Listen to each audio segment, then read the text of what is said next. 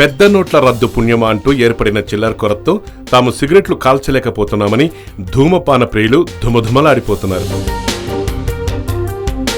ఒకవైపు నిత్యావసరాల కొనుగోలుకు సైతం చేతిలో డబ్బులు లేక దేశవ్యాప్తంగా జనం నానా పాట్లు పడుతుంటే చిల్లర లేక దమ్ము కొట్టలేకపోతున్నామని తెగ బాధపడిపోతున్నారు సిగరెట్ ప్రియులు. మరోవైపు సిగరెట్ విక్రయాలు 40% పడిపోయాయి. దీనివల్ల ప్రజారోగ్యానికి చాలా మంచిదని వైద్యులు అంటున్నారు.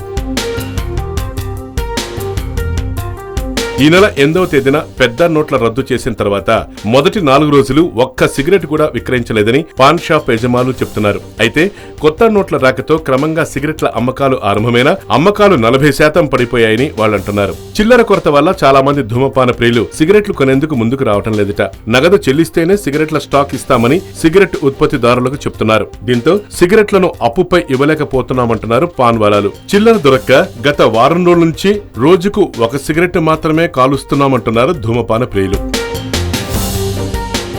చిల్లర సమస్య వల్ల సిగరెట్ తాగటం మానివేయాలని కూడా నిర్ణయించుకున్నారంట మరికొంతమంది. మొత్తం మీద పెద్ద నోట్ల రద్దు వల్ల ధూమపాన ప్రియులు మాత్రం సిగరెట్లకు దూరమవటం శుభపరిణామంగానే చెప్పాలి. అందుకు మోడీకి థ్యాంక్స్ చెప్తున్నారు గృహిణులు. Yoyo news, Hyderabad.